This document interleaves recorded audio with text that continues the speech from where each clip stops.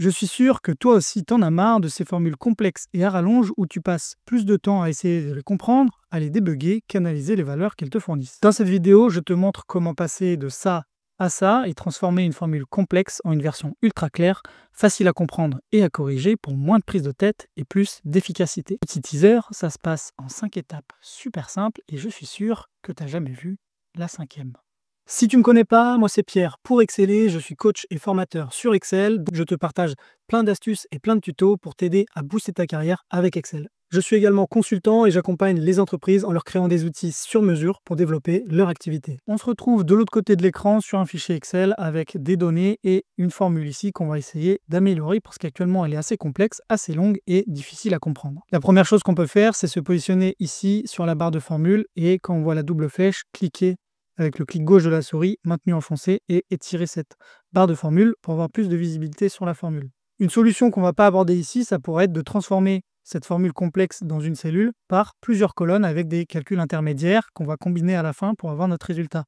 Ça a ses avantages, cette solution, mais ça a aussi des inconvénients, comme par exemple devoir masquer ces colonnes, ce qui est un risque au moment de la suppression de données. Le fait qu'elles soient masquées, on puisse les oublier et supprimer des formules sans le savoir et que notre résultat final soit faux. Et également, ça demande à Excel de faire des calculs complémentaires. Donc, si notre fichier contient beaucoup de données, ça peut entraîner des ralentissements. Bref, on ne va pas l'aborder ici. Ce qu'on va regarder, c'est 5 étapes pour transformer cette formule complexe en quelque chose de beaucoup plus lisible. La première étape, ça va être d'utiliser des plages nommées et des cellules nommées pour simplifier nos calculs. Actuellement, on ne fait que des références à des cellules et c'est difficile de comprendre là-dedans qu'est-ce qui se passe, à quoi on fait référence.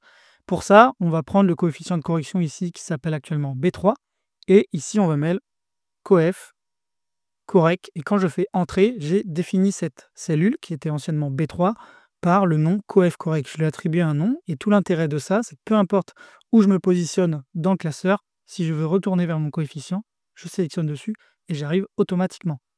On va pouvoir le changer ici et ici, je vais remplacer B3 par coef et vous voyez quand je mets coef, il me propose ici sous forme d'une cellule de plage nommée coef correct.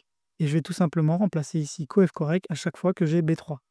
Déjà, ça paraît beaucoup plus simple parce que se dit, dans le calcul ici, on multiplie non pas par B3 sans savoir à quoi ça fait référence, mais on fait référence au coef de correction. Donc on comprend qu'on multiplie par un coef de correction dans ce cas-là. La deuxième étape qui va grandement simplifier les calculs, c'est qu'on va transformer notre plage de données en tableau. Et pour ça, on va sélectionner ici l'ensemble de notre plage en faisant CTRL A. Et dans l'onglet Accueil, on va cliquer sur Mettre sous forme de tableau et on en prend un au hasard, par exemple le vert ici. On coche Mon tableau comporte des en-têtes qui normalement est déjà coché si on a des en-têtes qui sont bien définies. Je fais OK. Donc là, ça va transformer mon tableau et surtout, on va pouvoir changer pas mal de choses ici parce qu'on va pouvoir faire référence à des données. Remplacer B6, qui est tout simplement la valeur de hauteur. On va supprimer ça par resélectionner la cellule B6, mais il va calculer cette valeur en référence dans notre tableau. Quand je clique dessus, il a fait référence à la hauteur avec un arrobase. Arrobase ici, je vais vous montrer à quoi ça sert. Si je le supprime, vous voyez qu'il prend toute la colonne hauteur, alors que si je mets arrobase ici, il comprend que c'est uniquement la valeur de la ligne actuelle. Je suis en ligne 6, en cellule E6, là où je fais mon calcul, donc il récupérera la valeur dans la colonne hauteur de la ligne actuelle. Donc ça veut dire que je peux remplacer toutes mes valeurs qui anciennement s'appelaient B6, pour lesquelles on ne savait pas vraiment à quoi ça faisait référence, par la valeur de hauteur. Et je vais faire la même chose pour ici C6, je vais prendre la valeur ici, et donc je vais pouvoir remplacer tout ça dans mon tableau. Et je vais faire la même chose pour D6 ici, je supprime D6 et je prends la surface. J'ai fini de modifier ma formule et désormais elle est beaucoup plus compréhensible.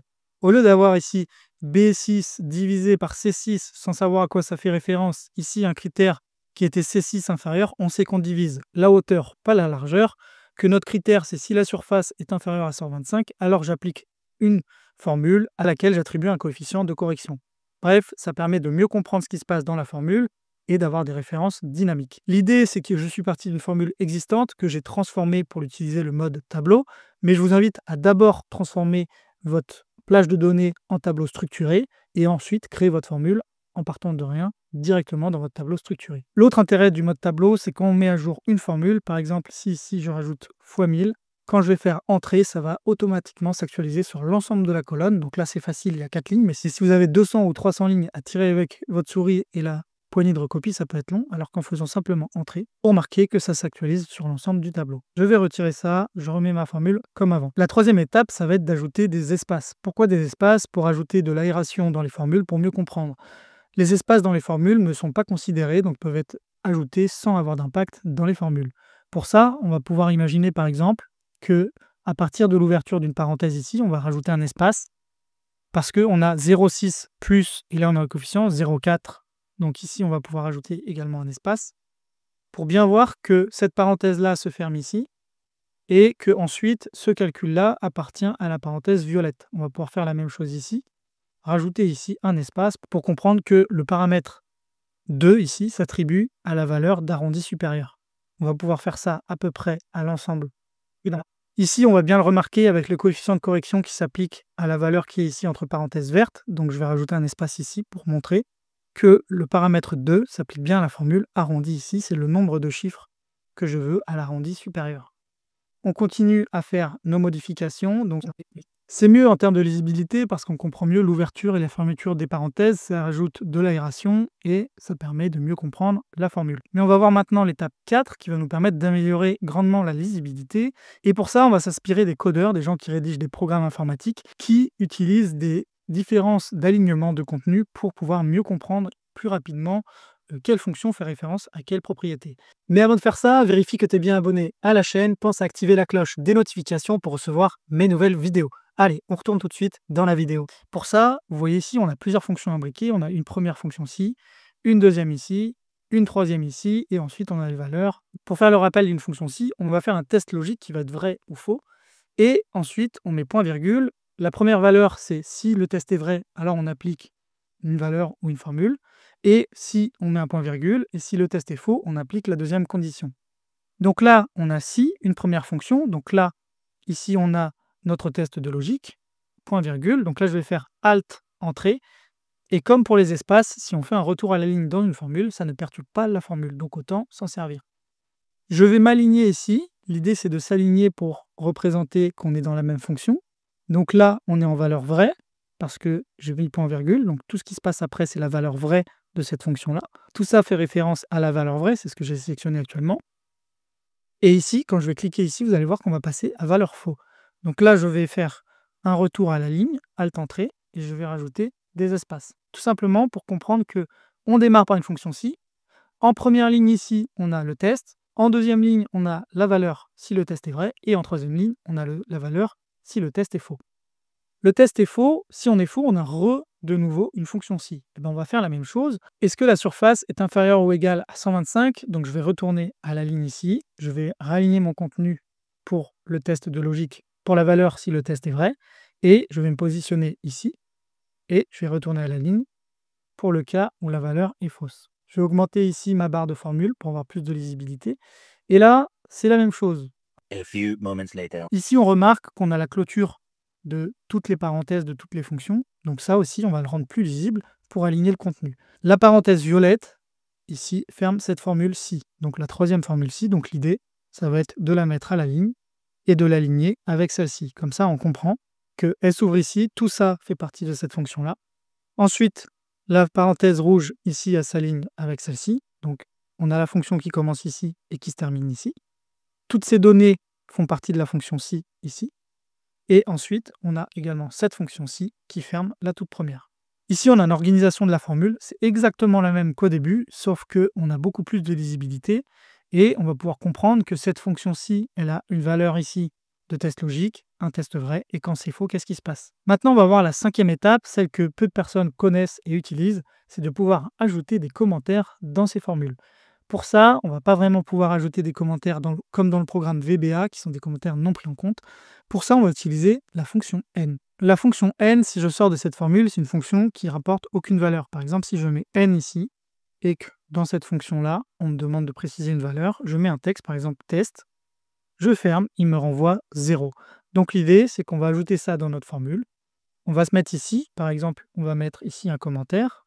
Donc avant de passer en valeur vraie ici, juste avant le point virgule, on va mettre moins et on va mettre la valeur n. Un calcul moins 0, ça ne changera pas la valeur du calcul. Donc je mets moins, je mets n, et dans la valeur de la formule, je ferme ma parenthèse, je me remets à l'intérieur, J'ouvre deux guillemets pour mettre du texte. Premier test logique, deux points. Est-ce que notre hauteur est supérieure à la largeur? Point d'interrogation. Donc c'est pour expliquer ce qui se passe. Je vais pouvoir faire la même chose ici. A few moments later. Voilà ce que ça donne après avoir ajouté l'ensemble des commentaires. Ça paraît pas très lisible pour l'instant. L'idée, ça va être d'aligner tout ça comme des commentaires. Et pour ça, on va utiliser les espaces. Comme ils n'ont pas de valeur dans les formules, je rajoute un espace ici et je vais aligner tous les commentaires ici. Donc, je vais mettre mes espaces. Voilà, j'ai tout aligné et on remarque ici qu'on a nos formules. Donc, notre formule est très visible ici parce qu'on a uniquement les données de la formule. Et à côté, on a tous nos commentaires avec l'historique de ce qui se passe, comment fonctionne la formule. On a un premier test.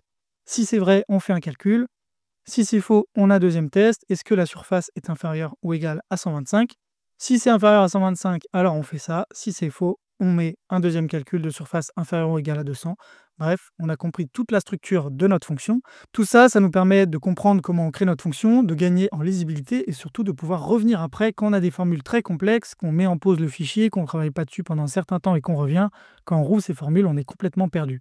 L'utilisation des commentaires comme ça permet de bien comprendre la structure.